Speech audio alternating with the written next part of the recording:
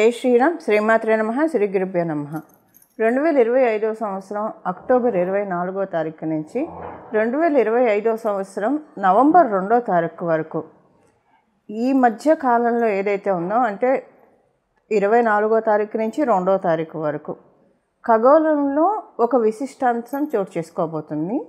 గ్రహస్థితుల రీత్యా ఇదేంటంటే గ్రహమాలికా యోగం. ఈ గ్రహమాలికా యోగం కర్కాటక రాశి మొదలుకొని వృశ్చిక రాశి వరకు ఉంటుంది. మధ్య మధ్యలో ఇలా గ్రహమాలికా యోగాలు గోచార రీత్యా ఏర్పడుతూ ఉంటాయి. ఎప్పుడు ఏర్పడే ఎప్పుడు వచ్చే గ్రహమాలికా యోగం ఒక ఎత్తు అయితే, ఇప్పుడు మనకి ఈ సంవత్సరంలో 2025 సంవత్సరంలో ఖగోళంలో ఏర్పడుతున్న ఈ గోచారంలో ఏర్పడుతున్న ఈ గ్రహమాలికా యోగము చాలా విశిష్టాంశాలతో కూడి ఉన్నది. దానికి కారణం ఏంటంటే, మొదట అసలు ఈ గ్రహమాలికా యోగం ఏర్పడటానికి కారకమైన గ్రహాల గురించి మనం తెలుసుకుందాము. కర్కాటక రాశిలో గురు భగవానుడు, సింహరాశిలో కేతుదేవుని సంచారము, కన్యా రాశిలో శుక్రాచార్యుల వారి సంచారము, తులారాశిలో సూర్యనారాయణమూర్తి, అలాగే బుధ భగవానుడు, మంగళ సంచారము. బుధ భగవానుడు 25వ తారీఖు వృశ్చిక రాశిలోకి వెళ్ళిపోతాడు. అలాగే వృశ్చిక రాశిలో చంద్రదేవుని సంచారము. చంద్రుడు మళ్ళీ వృశ్చిక రాశిలోంచి వెళ్ళిపోయినా గ్రహమాలిక యోగం 2వ తారీఖు వరకు కూడా ఉంటుంది. 24 మొదలుకొని మనకి నవంబర్ 2వ తారీఖు 2025 సంవత్సరంలో ఈ విశిష్టాంశం చోటు చేసుకుంటుంది. ఈ విశిష్టాంశం ప్రారంభ రాశి మనం చూసుకుంటే కర్కాటక రాశి నుంచి ప్రారంభమవుతుంది. కర్కాటక రాశిలో గురు భగవానుడు అతిచారంలో సంచారం చేస్తూ ఈ గ్రహమాలిక యోగం ఏర్పడటము నిజంగా మనకు ఒక రిలాక్స్ పాయింట్ అని చెప్పాలి. యూనిక్గా అప్లికేబుల్ అయ్యే పాయింట్స్ మనం చూద్దాం. ఇప్పుడు మనం చూస్తున్నాము, ఇప్పుడున్న పరిస్థితుల రీత్యా, మార్కెట్ కండిషన్స్ రీత్యా చాలామందికి లే ఆఫ్స్ ఇలా అవుతూ ఇబ్బంది పడుతూ ఉన్నారు. కొంతమందికి అసలు వాళ్ళ ఉద్యోగాలు ఉంటాయో లేదో అన్న అన్సర్టనిటీ తోటి బాధపడుతూ ఉన్నారు. ఇలా బాధపడే వాళ్ళకి అదే కాదు, మామూలుగా కూడా వృత్తిరీత్యా ఎదుగుదల లేదు, బొదుగు లేని జీవితం అవుతుంది అన్న బాధపడే వాళ్ళందరికీ కూడా ఒక వరాల జల్లుని, అంటే ఒక చిన్న ఇంటర్వెల్, ఒక చిన్న బ్రేక్ ఇవ్వడానికి ఈ గ్రహమాలిక యోగము గోచారంలో భగవంతుడు కలగజేస్తూ ఉన్నాడు. ఇప్పుడు ఎవరెవరైతే ఈ కండిషన్స్లో ఇబ్బంది పడుతూ ఉన్నారో వాళ్ళందరికీ ముందు ఒక ఊపిరి తీసుకునే సమయం దొరుకుతుంది. అంటే అన్కండిషనల్ సిచ్యువేషన్స్ అన్నీ కూడా ముందు స్తబ్దుగా అయిపోతాయి, ఫ్రీజ్ అయిపోతాయి. అది ఫ్రీజ్ అయిపోయి ఇప్పటికైతే ఇబ్బంది లేకుండా కాపాడుతుంది. ఇప్పటికంటే నా ఉద్దేశం ఇక్కడి నుంచి ఒక 8 నెలల వరకు మనం తెలుసుకునే ఇప్పుడు మనం తెలుసుకునేది ఇది షార్టర్ పీరియడ్ ఆఫ్ టైం అయినా దీని ఇంపాక్ట్ ఒక 1 year వరకు ఉండొచ్చు కాక, లేదా 8 నెలల వరకు అయినా సరే కనీసం ఉంటుంది. సో ఈలోగా ఉద్యోగస్తులు మీరు అప్గ్రేడ్ చేసుకోవడానికి, ఏమన్నా కోర్సులు నేర్చుకోవడానికి ముందు అసలు మనకు ఒక టైం ఇవ్వాలి కదా. ఇప్పుడు ఎవరైనా ఒక ఆఫీస్కి ఇన్విజిలేషన్కో ఇన్స్పెక్షన్కో వస్తున్నారు అనుకోండి, ఉదాహరణకి, ఎంత సిన్సియర్గా చేసుకునే వాళ్ళైనా సరే వర్క్ ఒకసారి అన్ని క్రాస్ చెక్ చేసుకోవడానికి టైం కావాలి కదా. ఇప్పుడు ఉదయం 10ంటికి చెప్పి 12ంటికల్లా వస్తున్నాం అంటే అవన్నీ క్రాస్ చెక్ చేసుకోవడానికి టైం ఉండకపోవచ్చు.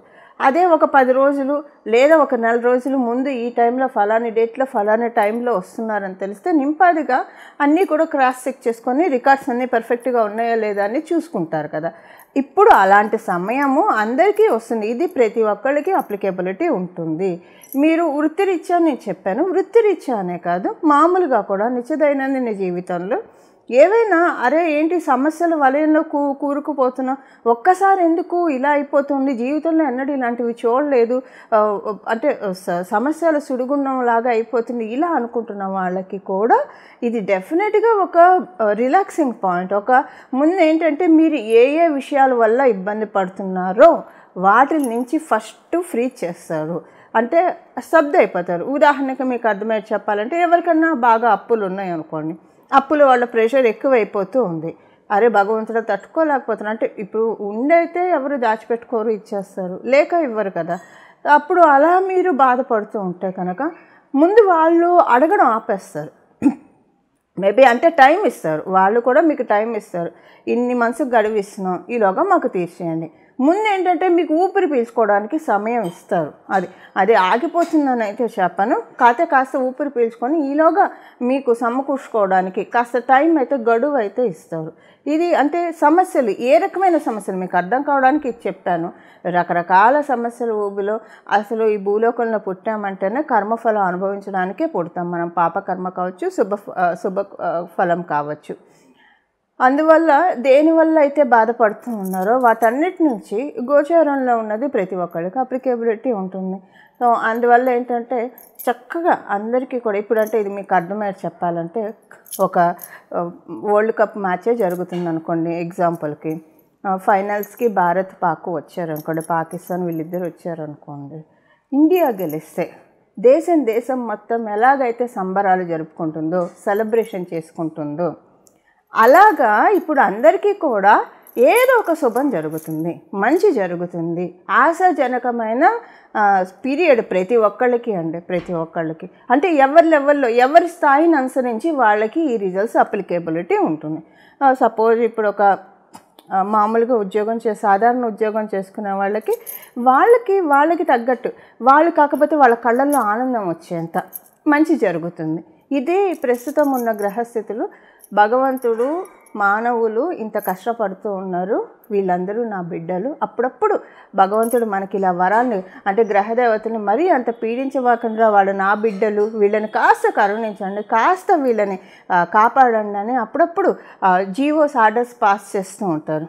అలా ఆర్డర్స్ పాస్ చేసే సమయమే ఇది. ఎందుకు అంత బలంగా చెప్తున్నానంటే ఇది కర్కాటక రాశిలో గురు భగవానుడు అతిచారంలో ఉంటూ ఏర్పడుతున్న శుభ సందర్భం.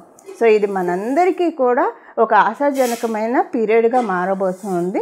ఇప్పుడు మనం విడివిడిగా ఏ రాశుల వాళ్ళకి ఎలాంటి బెనిఫిట్స్ ఉంటాయి ఇప్పుడు యూనిక్గా తెలుసుకున్నాం. బట్ మళ్ళీ ఎవరి రాశి వాళ్ళకి బెనిఫిట్స్ ఉంటాయి కదా, అవి మనం ఇప్పుడు చూద్దాము. టూకీగా చాలా క్లుప్తంగా ఒక 2-3 పాయింట్స్లో చెప్పి ముగించేస్తాను ప్రతి రాశి వాళ్ళకి. అలాగే ఏం పరిహారం చేసుకోవాలి. ఇప్పుడు మీ జన్మజాతకం బలంగా ఉంటే ఇది అసలు మీకు టర్న్స్ బాగా వస్తుంది. ఈ ఫలితాలు మీరు ఎక్కువగా చూస్తారు. అంటే ఇప్పుడు అనుకుంటాం కదా వీళ్ళకి ఈ పీరియడ్ నుంచి బాగా టర్న్ అయిపోయిందని మన సర్కిల్లో అనుకుంటూ ఉంటాం కదా, అలా ఉంటుంది. సో ఇది పెళ్ళి అవ్వక బాధపడుతున్న వాళ్ళు ఏ రకమైన సమస్య అయినా సరేనండి, మీకు జడంగా పట్టి వేధిస్తున్న సమస్యలు భగవంతుడు ఫ్రీ చేస్తున్నాడు. సపోజ్ ఉదాహరణకి పెళ్ళవక బాధపడుతున్నాం అనుకోండి, మంచి సంబంధం వస్తుంది, కుదురుతుంది, ఆటోమేటిక్గా అయిపోతుంది. అసలు ఇన్నాళ్ళు అవ్వలేదు అనుకున్నంతసేపు పట్టలేదు, భగవంతుడి దయ వల్ల నిమిషాల్లో చేసాం. ఎప్పుడు చూసామో తెలియదు, ఈ సంబంధం ఎప్పుడు కుదిరిందో తెలియదు, ఎప్పుడు లగ్గాలు పెట్టుకున్నామో తెలియదు, ఎప్పుడు అయిపోయిందో తెలియదు. అంతా ఒక మాయలాగా అయిపోతుంది. ఈ మాయను కలిగించేదే విష్ణుమూర్తి, అమ్మవారు, పరమశివుడు మనందరికీ బ్లెస్సింగ్స్ని ఇస్తూ ఉన్నారు. నేను చివరిలో రెమెడీ చెప్తాను. ఈ రెమెడీ ఎందుకంటే పరిహారం ఎందుకంటే మీ జన్మజాతకం చాలా బాగా ఉంటే ఇది అసలు చాలా మంచి ఇంపాక్ట్ మీకు చూపిస్తుంది. మీ జన్మజాతకం యావరేజ్గా ఉందనుకోండి, అప్పుడు కూడా మంచి ఇంపాక్ట్ చూపిస్తుంది. మీ జన్మజాతకం అందుకోలేని ఇప్పుడు అంటారు కదా కాల్షియం డెఫిషియన్సీ ఏదైనా ఉంటే టాబ్లెట్స్ తీసుకుంటే శరీరం దాన్ని పీల్చుకోవాలి, అంటే దాన్ని తీసుకోగలగాలని, తీసుకుంటేనే మనకు అది పనిచేస్తుంది, ఏ విటమిన్స్ టాబ్లెట్స్ అయినా. అలా మన ఎవరిదైనా జన్మజాతకం బాగా వీక్గా ఉంటే అది తీసుకునే లెవెల్లో ఉండడానికే ఈ పరిహారం. సపోజ్ ఇప్పుడు ఏమైనా టాబ్లెట్స్ రాసి ఇచ్చినప్పుడు గ్యాస్ రాకుండా కూడా ఒక టాబ్లెట్ ఇస్తారు కదా, ర్యాంటాక్ లాంటివి ఇస్తారు కదా. సో ఎందుకంటే మళ్ళీ ప్రాబ్లమ్స్ రాకుండా. ఇప్పుడు పరిహారం ఎందుకంటే మీరు అబ్జర్వ్ చేసుకోవడానికి, ఒకవేళ జన్మజాతకం బాగోలేని వాళ్ళు అబ్జర్వ్ చేసుకోవడానికి, బాగున్న వాళ్ళకి ఇంకా ఎక్కువగా వరాన్ని అందుకోవడానికి, వీటన్నిటికీ. సో ఎక్కువ వస్తే ఏమన్నా చేదండి, మంచి ఫలితాలు ఎక్కువ వస్తే ఏమన్నా చేదా. అలాగా ఇప్పుడు మనము ప్రతి ఒక్క రాశి వాళ్ళకి 2-3 పాయింట్స్లో ఏ ఫలితాలు వస్తాయో చెప్తాను. అలాగే చివరిలో పరిహారం చెప్తాను. మీరు ఇప్పటివరకు ఏ పరిహారం చేసుకోకపోయినా ఇప్పుడు మటుకు ఈ పరిహారం చేసుకునే తీరండి, అస్సలు విడిచిపెట్టకండి. ఖచ్చితంగా చేసుకోవాల్సిన పరిహారం ఇది. అప్పుడు మన అందరికీ కూడా సన్మంగళాలు జరుగుతాయి. సరేనండి. ఇప్పుడు మనము ఒక్కొక్క రాశి వాళ్ళకి ఎలాంటి ఫలితాలు ఉంటాయో చూద్దాం. కన్యారాశి కన్యా లగ్నంలో పుట్టిన వాళ్ళకి మీకు సూపర్బ్ ఉందండి. ఎందుకంటే లాభస్థానం నుంచి ప్రారంభమవుతున్నది. లాభస్థానం నుంచి ప్రారంభమయ్యేది మీకు తృతీయ స్థానం వరకు కూడా ఇది ఉంది. లాభస్థానం నుంచి ప్రారంభమయ్యేది తృతీయ స్థానం వరకు ఉండడం వల్ల మీకు ఏంటంటే ఫైనాన్షియల్ బెనిఫిట్స్ అండి, మేజర్గా ఫైనాన్షియల్ బెనిఫిట్స్నే సూచిస్తుంది. నేను చెప్పినట్టు మీరు వర్కింగ్ అయితే ఫైనాన్షియల్ బెనిఫిట్స్ మీకు ఉంటాయి. ఉదాహరణకు మీరు గృహలక్ష్ములు అయితే, ఇంటిని చక్కగా చూసుకుంటున్న వాళ్ళైతే, అప్పుడు మీ హస్బెండ్కో లేదా మీ పిల్లలకో ఎవరైతే వర్కింగ్ ఉందో వాళ్ళకి వస్తుంది. మీరు విద్యార్థులు అయితే మీ తల్లిదండ్రులకు వస్తుంది. మేజర్గా ఫైనాన్షియల్ బ్లెస్సింగ్స్ ఉంటే మీ ఎల్డర్ సిబ్లింగ్స్కి కూడా చాలా మంచి శుభ సమయం ఇది. ఎందుకంటే 11th హౌస్ నుంచి ఇది ప్రారంభం అవడం వల్ల మీ ఎల్డర్ సిబ్లింగ్స్ వాళ్ళ ఇంట్లో ఏదన్నా మంచి జరుగుతూ ఉంది, వాళ్ళు అదృష్టవంతులు, వాళ్ళకి ఏదో అదృష్టం పట్టింది అన్న న్యూస్ కూడా మీరు వింటారు. ఎందుకంటే ఇది 11th హౌస్ నుంచి ప్రారంభమై 3rd హౌస్లో ఉండడం వల్ల ఇక్కడ 2 ఉంటాయి. మీకు సోదరులు ఎవరైనా ఉండొచ్చు, కనిష్ఠులు కావచ్చు, జ్యేష్ఠులు కావచ్చు, అంటే యంగర్ సిబ్లింగ్స్ కావచ్చు, ఎల్డర్ సిబ్లింగ్స్ కావచ్చు, ఎవరున్నా సరే వాళ్ళకి చాలా మంచి శుభ సమయం. అలాగే మీరందరూ కూడా చక్కగా టైం స్పెండ్ చేసే విధంగా ఉంటుంది ఈ గ్రహమాలిక యోగం. అది సూచిస్తూ ఉన్న కూడా మీరందరూ కూడా చక్కగా టైం స్పెండ్ చేసే విధంగా ఈ గ్రహమాలిక యోగం దీవిస్తుంది. ఇది కమింగ్ 1 ఇయర్లో ఎప్పుడైనా మీరు చూస్తారు ఈ విషయాలు. అలాగే ఫైనాన్షియల్గా మీకు ఏమైనా మీకు అంటే ఇది పెరిగితే బాగుండు, ఇంకా ఎంత ప్రయత్నం చేస్తున్నా అనుకున్న స్థాయిలో మీరు రీచ్ అవ్వలేకపోతున్నారు అన్న కోవలకు చెందిన వాళ్ళు మీరైతే కనుక, అలా మీరు రీచ్ అయ్యే విధంగా గోచారంలో ఉన్న గ్రహదేవతలు ఇప్పుడు మిమ్మల్ని చక్కగా సపోర్ట్ చేస్తూ ఉంది. శుక్రాచార్యుల వారు మీ రాశిలో ఉన్నాడు, కాకపోతే ఆయన నీచపడ్డా కూడా ఇది గ్రహమాలిక యోగంలో పార్ట్ అవ్వడం వల్ల, అది కూడా గ్రహమాలిక యోగం ప్రారంభమయ్యేది గురు భగవానుడితోటి కావడం వల్ల మీకు శుభాంశాలు చాలా చక్కగా చూస్తారు. చాలా మంచి ఫార్చునేట్ థింగ్స్ మీరు చూస్తారు. ముందు ఏంటంటే చక్కటి ప్రశాంతత మీ మనసుకి కలుగుతుంది. ప్రశాంతంగా ఎప్పుడు ఉంటాం చెప్పండి? చుట్టూ ఉన్న పరిస్థితులు అన్నీ అనుకూలంగా ఉంటేనే ఏ మనిషి అయినా ప్రశాంతంగా ఉండగలుగుతాడు. ఇప్పుడు ఇలాంటి ప్రశాంతతను మీకు కలగజేస్తూ ఉన్నాయి గోచారంలో ఉన్న గ్రహదేవతలు. ఇవి కన్యారాశి, కన్యా లగ్నంలో పుట్టిన వాళ్ళ ఫలితాలు. పరిహారం ఇప్పుడు చూశారు కదా, మీ రాశి వాళ్ళకి ఏ ఫలితాన్ని ఇది ఇవ్వబోతుందో. ఇప్పుడు పరిహారం చూద్దాం. పరిహారం ఏంటంటే, మీకు ఇప్పుడు మనం తెలుసుకునే ఈ సమయం 24 నవంబర్ నుంచి 24 అక్టోబర్ 2025 నుంచి 2వ తారీఖు నవంబర్ 2025 సంవత్సరం వరకు దీని ఫలితాలు రాబోయే సంవత్సరంలో మనం చూస్తాము, అందరం కూడా చూస్తాము. దానికి బీజం ఇక్కడి నుంచి పడుతుంది. మీరు ఈ సమయంలో మీ ఇష్టదైవాన్ని ప్రతిరోజు కనీసం ఒక అరగంట అన్నా ధ్యానించాలి. అది మ్యాండేటరీ. మీరు ఏ సమయం అన్నా తీసుకోండి, ఒక నామజపం చేయండి. ఉదాహరణకి మీకు రామచంద్రమూర్తి అంటే ఇష్టం అనుకోండి, జై శ్రీరామ్ అని మనసులో ధ్యానించుకోండి. లేదా రామభద్రాయ నమః అనుకోండి, రామచంద్రాయ నమః అనుకోండి. మీకు గణపతి ఇష్టం అనుకోండి, గణేశాయ నమః, గణేశాయ నమః, గణేశాయ నమః అని చెప్పించుకోండి. మీకు అమ్మవారు ఇష్టం అనుకోండి, శ్రీ లలితాంబాయ నమః, లలితాంబాయ నమః, లలితాంబాయ నమః అని స్మరించుకోండి. ఇలా మీకు ఏ దైవం అయితే ఇష్టమో ఆ దైవం యొక్క నామస్మరణ రోజుకు ఒక అరగంట ఖచ్చితంగా నామస్మరణ కట్టి మీరు ఏ స్థితిలో ఉన్నా చేసుకోవచ్చు. కాకపోతే స్నానం చేశాక శుచిగా చేసుకుంటే ఇంకా మంచిది. లేదు మీకు కుదరలేదు, ఆఫీస్ హడావుడి పరిగెత్తుతున్నారు, భగవంతుడు భావాన్ని మాత్రమే చూస్తాడు, వీళ్ళు నాకు పూజ చేయాలనుకుంటున్నారు కానీ సమయాభావం వల్ల వీళ్ళు చేయలేకపోతున్నారు, అప్పుడు కూడా మీరు మనసులో జపించుకోవచ్చు. ఇప్పుడు మీరు ఒక ఆఫీస్కి వెళ్ళేప్పుడు ఒక బైక్ మీదో, లేదా మీ వ్యాపార స్థలానికి వెళ్ళేప్పుడు కారులోనో, బైక్ మీదో, లేదా ఎంఎంటీ ఏదో ఒకటి పట్టుకొని వెళ్తారు కదా, అప్పుడు మీరు వెళ్ళేప్పుడు ఫోన్లు అవి చూడకుండా మనసులో భగవంతుని ధ్యానించుకోండి, ఏదో ఒక నామాన్ని జపించుకోండి. అసలు ఏ నామం జపించుకోవాలో మాకు తెలియట్లేదు, మీరే మాకు సూచించండి అని మీరు కనుక నన్ను అడిగితే, ఇది గురు భగవానుడి ద్వారా ఏర్పడుతుంది కాబట్టి ఇప్పుడు నేను ఒక నామం చెప్తాను. ఇది ప్రతిరోజు ఒక అరగంట జపించుకోండి. మీరు కుదిరితే స్నానం చేసిన వెంటనే దీపారాధన చేసుకొని అక్కడే పూజ గదిలో కూర్చుని ఒక అరగంట చేసుకోగలిగితే మంచిది. ఒకవేళ అలా చేసుకోలేకపోయారు సమయాభావం వల్ల, అప్పుడు కూడా విడిచిపెట్టకుండా ఏ సమయం కుదిరితే ఆ సమయం భగవద్ పూజకి సర్వకాల సర్వావస్థలు అందు కూడా మనం భగవంతుని పూజించవచ్చు. మనకి గీతాచార్యుల వారు కూడా చెప్పింది అదే. ఈ సమయంలోనే ఆయన్ని పట్టుకోవాలి, ఈ సమయంలోనే అలా పూజించాలి, ఇలా హార్డ్ అండ్ ఫాస్ట్ రూల్స్ ఏం లేవు మనకి భగవంతుడి విషయంలో. ఏ సమయంలో అయినా విడిచిపెట్టకుండా చేసుకోండి. ఇప్పుడు మనం చేసుకోవాల్సిన నామము, అందరూ ఒకవేళ మీ ఇష్టదైవాన్ని స్మరించుకుంటూ ఈ నామాన్ని జపించవచ్చు, లేదా మీ ఇష్టం ఈ నామాన్ని జపించవచ్చు. చాయిస్ మీకే వదిలేస్తున్నాను. ఇప్పుడు నామం వచ్చేసి శ్రీ గురు దక్షిణామూర్తయే నమః, శ్రీ గురు దక్షిణామూర్తయే నమః, శ్రీ గురు దక్షిణామూర్తయే నమః. అత్యద్భుతమైన నామరాజ్యం ఇది. గురు భగవానుడు కలిగిస్తూ ఉన్నాడు ఈ యోగాన్ని. ఈ నామంతో కనుక ప్రతిరోజు అసలు ఇది మీరు ఇక్కడి నుంచి 24వ తారీఖు మొదలు పెట్టుకొని ప్రతిరోజు కనీసం 24 నుంచి 2వ తారీఖు వరకు అరగంట చేసుకున్న కనీసం రోజు కూడా మీరు ఒక 10 నిమిషాలు మనం కేటాయించలేమో భగవంతుడికి చేసుకుంటే చాలా మంచిది. ఎంత అద్భుతమైన నామం అంటే ఇది.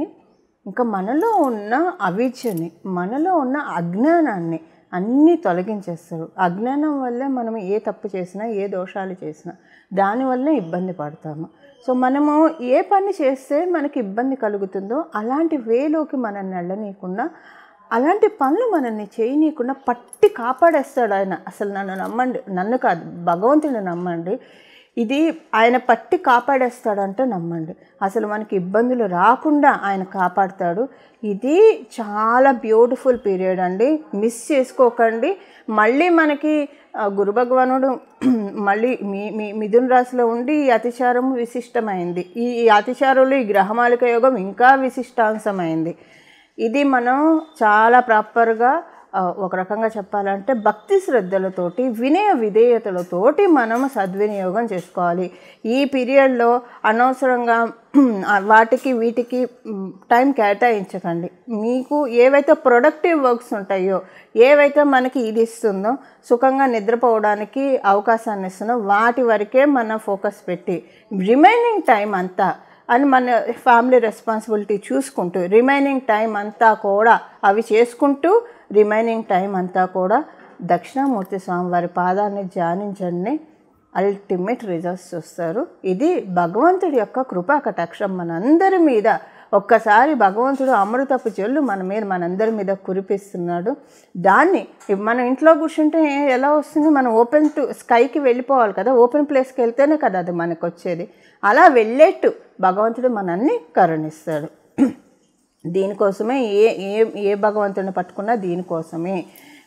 సో ఇలా మనమందరం కూడా కాలాన్ని సద్వినియోగం చేసుకుంటూ, కాలాన్ని ప్రొడక్టివ్ వర్క్స్ మాత్రమే వాడుతూ మన జీవన అంటే ప్రొడక్టివ్ వర్క్స్ దేనికైతే మనకు దేని మీద ఫోకస్ పెడితే మన ఫ్యూచర్, మన గ్రోత్, మన ఫ్యామిలీ బాగుంటుందో వాటి మీద మనం కాన్సన్ట్రేట్ చేసుకుంటూ మన జీవితాన్ని సఫలీకృతం చేసుకోవడానికి చక్కటి సదావకాశాన్ని అవ్యాజ కరుణామూర్తి అయిన సకల దేవతలు మనకి కురిపిస్తూ ఉన్నారు.